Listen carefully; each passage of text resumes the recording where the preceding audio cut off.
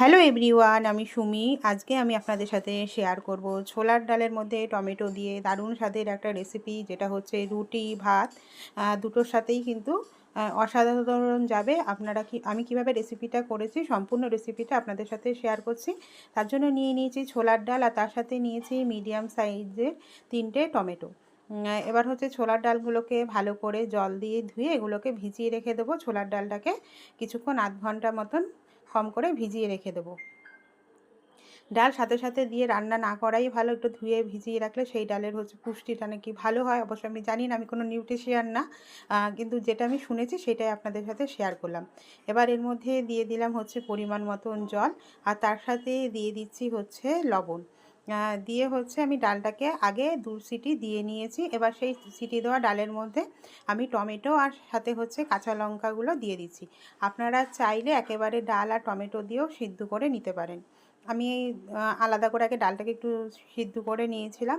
এবার দেখুন, ডালগুলো হচ্ছে প্রেশার কুকারে দিয়ে টমেটোটা দেওয়ার পরে এটাকে হচ্ছে 1 সিটি দিয়েছি, যাতে হচ্ছে আমার ডাল আর হচ্ছে টমেটো আর কাঁচা লঙ্কাগুলো ওগুলো খুব ভালোভাবে সেদ্ধ হয়ে যায়।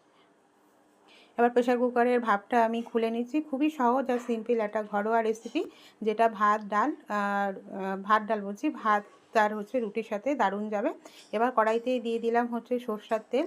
তেলটাকে ভালো করে গরম হতে দেবো। এবার এর মধ্যে ফোড়নে দিয়ে দিচ্ছি কিছুটা শুকনো লঙ্কা, তার সাথে দিয়ে দিচ্ছি হচ্ছে সর্ষে, আর হচ্ছে কালো সর্ষে আর হচ্ছে কালো জিরে। ফোড়নটাকে ভালো করে রেডি হতে দেবো। ফোড়নটা যখন আমার ভালো করে রেডি হয়ে যাবে, তখন আমি এর মধ্যে অ্যাড করে দেব হচ্ছে যে সিদ্ধ করে রেখেছিলাম যে টমেটোটা, সেই সিদ্ধ করে রাখা টমেটোটাকে দিয়ে ওটাকে একটু তেলের মধ্যে ভালো করে নেড়ে নেব। আর ফ্রেন্ড, আপনারা কে কোথার থেকে আমার রেসিপিটা দেখছেন আপনারা অবশ্যই আমাকে কমেন্ট করে জানাবেন। জানি খুবই সহজ আর সিম্পল একটা রেসিপি, তাও আমি আপনাদের সাথে শেয়ার করছি। আপনাদের যদি আমার রেসিপিটা ভালো লেগে থাকে, অবশ্যই আমার চ্যানেলটাকে একটু সাবস্ক্রাইব করে দেবেন, করে দিয়ে পাশে থাকা বেল আইকনটা প্রেস করে দেবেন, যাতে হচ্ছে আমি নতুন কোনো ভিডিও ছাড়লে আপনাদের কাছে নোটিফিকেশান পৌঁছে যায়। দিয়ে হচ্ছে এবার টমেটোটাকে হচ্ছে ভালো করে খুন্তির সাহায্যে, বয়েল করা ছিল এবার ভালো করে ম্যাশ করে দিচ্ছি। দিয়ে হচ্ছে এটাকে টমেটোটাকে একটু তেলের মধ্যে একটু ভাজা ভাজা করে নেব।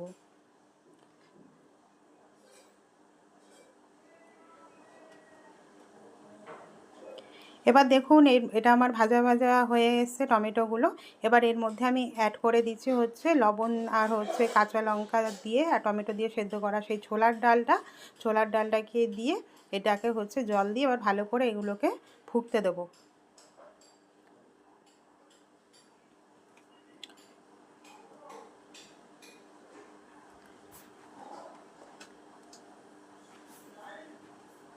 এইটা যদি সাথে থাকে, ভাতের সাথেও যেমন ভাল লাগে, রুটি দিয়েও কিন্তু খুব ভাল লাগে। আপনারা অবশ্যই বাড়িতে একবার ট্রাই করবেন। আর আপনারা কে আগে এইভাবে করেছেন সেটাও আমাকে কমেন্ট করে জানাবেন। এবার দেখুন, এর মধ্যে আমি দিয়ে দিলাম হচ্ছে পরিমাণ মতন হলুদ দিয়ে এবার এটাকে ভালো করে একটু ফুটতে দেবো, যাতে হচ্ছে হলুদের কাঁচা স্মেলটা চলে যায়। আমি প্রেশার কুকারের মধ্যে হলুদ দিয়ে একেবারে আপনারা চাইলে সিদ্ধ করে নিতে পারেন। আমি আর কি প্রেশার কুকারের মধ্যে হলুদ দিয়ে সিদ্ধ করি না, আমি আলাদা এমনি সেদ্ধ করে নিই। এবার এর উপর থেকে দিয়ে দিচ্ছি হচ্ছে বেশ খানিকটা ধনেপাতা কুচি দিয়ে এবার এটাকে ভালো করে আমি ফুটতে দেবো, যাতে হচ্ছে ধনেপাতাটা দিয়ে কিন্তু মানে নামিয়ে দেবো না, ধনেপাতা দেওয়ার পরে এটাকে একটু ভালো করে ফুটতে দেবো, যাতে ডালটার মধ্যে পুরো ধনেপাতার ফ্লেভারটা ভালো করে চলে আসে।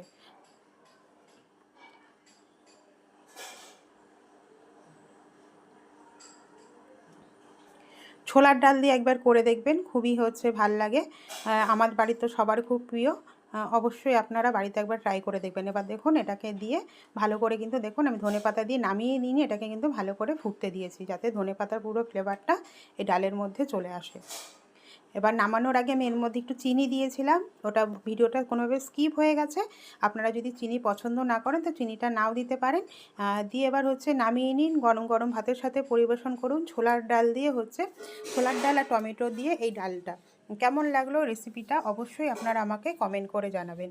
থ্যাংক ইউ সবাইকে, সবাই খুব ভালো থাকবেন, সুস্থ থাকবেন।